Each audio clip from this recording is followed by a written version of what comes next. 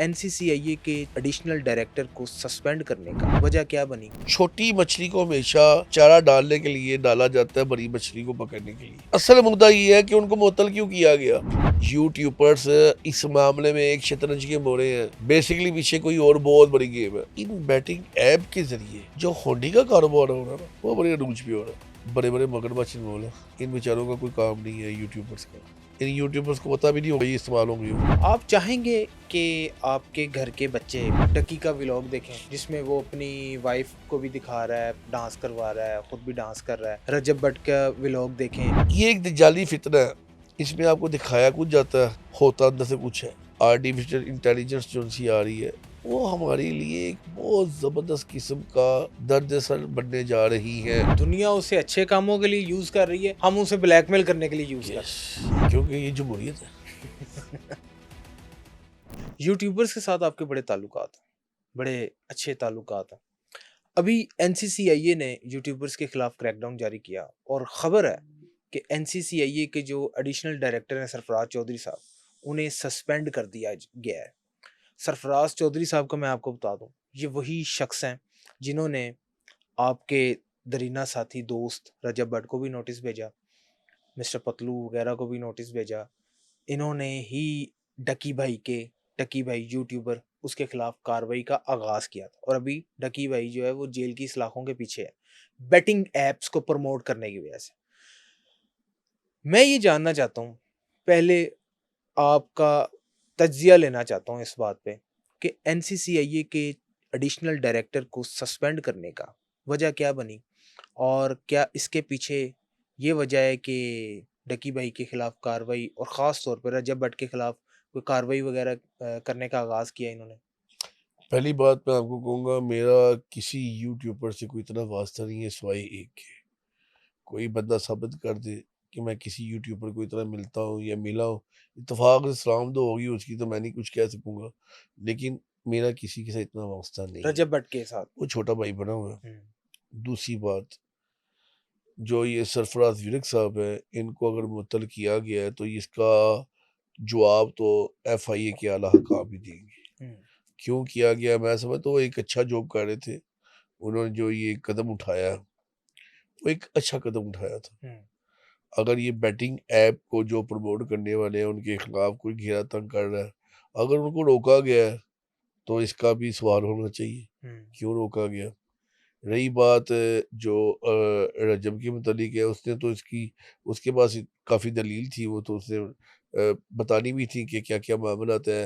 वो इसमें मुलव्वस भी नहीं था। बेटिंग एप्स में भी, हाँ, इतना मुलव्वस नहीं था जितना प्रमोट लेकिन कर दिया प्रमोट गया तो था। उसने किया था। देखिए प्रमोट, मैं आपके, मुझे बताओ, ये मैंने अभी मोबाइल आपको दिखाता हूँ, मुझे कुछ सैकड़ों मैसेज आते हैं कि जी आप ये एक वीडियो बना दें, इतने वीडियो के हमारे से इतने पैसे ले लें। हम्म। मैसेज आते हैं, मैं उनको कभी जवाब ही नहीं देता, मुझे ज़रूरत ही नहीं है। आपको बकायदा खुद ठीक आए है, हैं? हाँ, बेतहाशा आए हैं, बैटिंग वालों की तरफ से भी आए हैं। बेटिंग एप्स वाले आपको हाँ, कह रहे हैं हाँ, आए प्रमोट? हैं भाई। अच्छा। एक दिन मैं मज़ा ले रहा था, मज़ा ले रहे हैं, उन्होंने कहा जी एक वीडियो को आप 1.5 लाख ले लें। अच्छा। मैं कहा नहीं यार, 2.5 लाख। मज़ा ले रहा था मैं। खैर, मुझे नहीं पता था कि ये क्या है। बाद में जब पता चला, मैं कहा अल्लाह का शुक्र है कि मैं तो इस चीज़ में वरना एनसीसीए ने आपको भी। क्या, इसमें कौन सा, मैंने कौन सा कर कुछ जुल्म कर लिया। नहीं, बेटिंग एप्स को प्रमोट करना जुर्म नहीं है मैंने कौन सी की है जो कर रहे हैं? यार, ये मुझे नहीं पता इसका बैटिंग ऐप्स का, इसका इसमें क्या मामला आता है, इसमें क्या मामला नहीं, मैं इस चीज़ के नहीं। मैं जो असल गेम में जो जानता हूँ, जो समझता हूँ, वो ये है कि इन बैटिंग ऐप के ज़रिए, ऐप्स के ज़रिए जो होंडी का कारोबार हो रहा है ना, वो बड़ी अरूज पे हो रहा है। Money laundering. हाँ, मनी लॉन्ड्रिंग हो रही है। आप पिछले 4 माह से पीछे चले जाएँ, आपकी सोच ही नहीं है, आपकी सोच ही नहीं है कि मुल्क से दुबई पैसा कितना गया है। वो एक मखसूस, आजकल सारे इस टाइम जलावतन हुए हुए हैं। हाँ। आपको सोच रहे हैं कितना पैसा ही मनी लॉन्ड्रिंग की ज़रिए से गया है। नहीं मलिक साहब, फिर एक शख्सियत को टारगेट क्यों शुरू कर दिया? इसमें बड़े-बड़े मगरमच्छ इन्वॉल्व हैं। इन बेचारों का कोई काम नहीं है यूट्यूबर्स का। मैं आपको एक हकीकत बता रहा हूँ, इन यूट्यूबर्स को पता भी नहीं होगा ये इस्तेमाल होंगे। इस्तेमाल हो गए होंगे, बिल्कुल।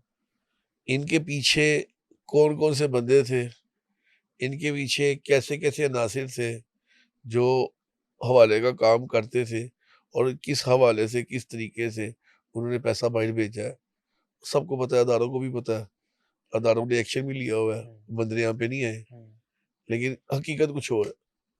अभी एनसीसीआईए जो है वो डकी के खिलाफ कार्रवाई कर रही है। वो डकी काफ़ी अरसे से जो है वो जेल के सलाखों के पीछे है। रजब भट्ट को भी, आप उनको छोटा भाई कहते हैं, रजब भट्ट को भी नोटिस जारी किया गया है एनसीसीआईए की तरफ से। क्या आप उनको वापस बुलाएंगे कि भाई आएगा आओ, वो, आओ आएगा फेस वो, करो? हाँ करेगा फेस। हम्म। ऐसी बात नहीं है भाई, मैंने वही बात बताई है। देखिए मुझे इतना नहीं पता इन चीजों के मुतालिक, वो क्या है क्या नहीं है। असल में बात ये है, छोटी मछली को हमेशा चारा डालने के लिए डाला जाता है, बड़ी मछली को पकड़ने के लिए। खानी कुछ और है, लेकिन असल मुद्दा ये है कि उनको मुअत्तल क्यों किया गया। हाँ, मुअत्तल क्यों किया गया? आपको आवाज बुलंद करनी चाहिए कि उनको मुअत्तल क्यों किया गया, वजह अब वो तो फिर कार्रवाई अब रुक जाएगी, है। क्योंकि सस्पेंड हो गया, एक अफसर देखो ही भाई, सस्पेंड हो मेरे गया। भाई, सस्पेंड ये कार्रवाई रुकना एक अलग टॉपिक है। हम्म, मैं कार्रवाई रुकने की बात नहीं करूंगा, मैं बात करूंगा कि आपके मीडिया के चैनल के जरिए उसको क्यों सस्पेंड किया गया, इतनी क्या वजूहत। सरफराज चौधरी को। अब इसकी कितनी मीमें निकल आनी है हम्म। कि इसके पीछे कौन था, ये था वो था, दर हकीकत था कौन, हकीकत क्या थी।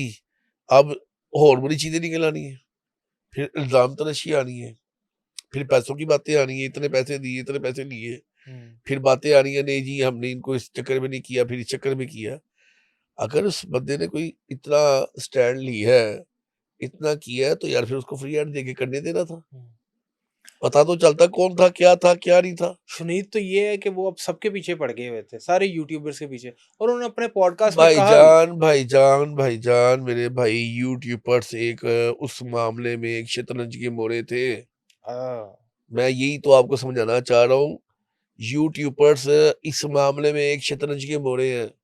बेसिकली पीछे कोई और बहुत बड़ी गेम है। मैंने आपको बताया तो है, हवाला उड्डी का काम है, और क्या है।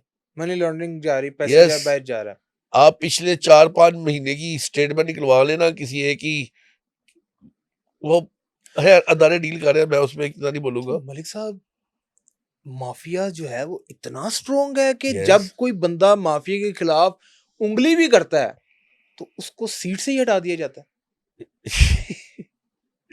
शुक्र करो सीट से हटाया, अल्लाह उसको जिंदगी तंदुरुस्ती दे। सही। बात यह, यहाँ पे माफिया इतना तगड़ा है, इतना माफिया तगड़ा है कि आपकी सोच नहीं होगी। हर जगह का एक अपना माफिया बना हुआ है। आप जाएंगे किसी जगह देखेंगे, अकबरी मंडी जाए, वहां पे शुगर माफिया है, रेड निकालते हैं। आप जाएंगे सब्जी मंडी जाएंगे, उनका अपना एक माफिया बना हुआ है, एक अपनी यूनियन बनी हुई है, एक अपनी क्राइटेरिया बनी हुई है। आप जाएंगे, हर जगह जाएंगे, अपना एक माफिया मिलेगा आपको।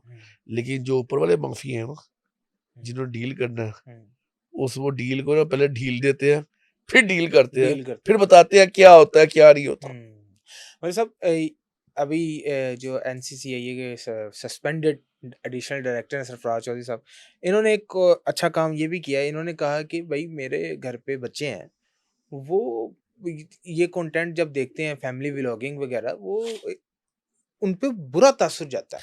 देखो भाई, मैं तो इनको नहीं मिला अभी तक, पैगाम आया था मिलने का, मिला नहीं। आपको पैगाम आया? हाँ आया था, अब मिलूंगा मैं उनको, अब मैं भी कोई बातें करूंगा, उनसे बातें सुनूंगा, क्योंकि अब मजा आ रहा है। मजा आना है। बंदे का पता चलता है तब जब वो अरूज पे ना हो, ज़वाल पे हो, सवाल पे। और ज़वाल में उसके साथ जो बंदा खड़ा हो रहा है उसका पता चलता है वो क्या है। वो क्या? तो भाई मैं तो ऐसे ही हूँ। अच्छा, आपके मलिक साहब कितने बच्चे हैं? मेरे माशा 5 बच्चे। 5 बच्चे हैं। सबसे बड़े की एज क्या है? माशाल्लाह 19 साल, उसकी 19। शादी होगी, बेटी भी नहीं। हाँ, 19 साल एज है। बाकी अब अभी जवान ही हैं, बच्चे आपके बाकी छोटे हैं।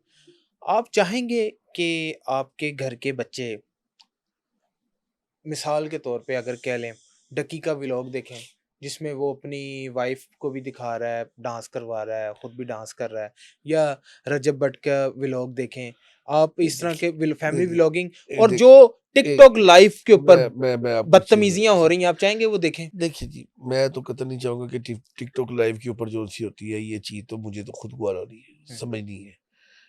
देखिए हमारे मुआशरे के अंदर ना इस वक्त मैं ये मोबाइल को ना हमेशा ये कहता हूँ, आप बिना कोई भी एक पॉडकास्ट देख ले, मैं सोशल मीडिया को कहता हूँ झूठ है, झूठ है, झूठ है। हुँ, अब ये जब कहता हूँ ना तो लोग ना इसकी मीम्स बना के ना जोड़ लेते हैं। हुँ, ठीक। ये एक जाली फितना है, इसमें आपको दिखाया कुछ जाता है, हुँ, होता अंदर से कुछ है। हुँ, इसमें आपको दिखाया जाता है कि आप एक बड़े मसीहा हो, आप एक बड़े फलाई काम करते हो, आप एक बड़े ही जेंटलमैन बंदे हो। दर हकीकत ओरिजिनल लाइफ में वो एक जल्लाद हो बंदा। हुँ, दर हकीकत उसका जो चेहरा हकीकत में मबनी है वो बिल्कुल हटके हो। तो भाई ये मैं इसको कहता ही दजालीपन हूँ। हुँ, हमें दिखाना कुछ चाहिए, जो दिखाते हम कुछ है। मिसाल के तौर पे सैलाब आया, पूरे पाकिस्तान में सैलाब आया, हुँ, लेकिन टारगेट किसी एक जगह को किया गया हाँ, और जिस जगह को किया गया, उसके बाद फिर क्या हुआ? भांडा दुनिया फूट ने गया। देखा दुनिया ने देखा, जुड़ के कभी पाँव नहीं होते। हुँ, तो हकीकत हकीकत ही होती है। हुँ, तो लिहाज़ा बात ये है कि कभी भी इन झूठे, मकार और प्रोपेगेंडा से हमेशा मुहतियात से, एहतियात से और एक समझदारी का सबूत करते हुए वो करें आगे, इससे आगे। अब जो आगे आने लगा है, वो इससे ज़्यादा खतरनाक होने खतरनाक। लगे। वो क्या कहते हैं उसके एआई वीडियोज़, एआई वीडियोज़ बिल्कुल आर्टिफ़िशियल इंटेलिजेंस। आर्टिफ़िशियल इंटेलिजेंस जो सी आ रही है, वो हमारे लिए एक बहुत ज़बरदस्त किस्म का दर्द सर बनने जा रही है। दुनिया उसे अच्छे कामों के लिए यूज़ कर रही है, हम उसे ब्लैकमेल करने के लिए यूज़ कर यस, रहे क्योंकि ये जमहूरियत है। हैं।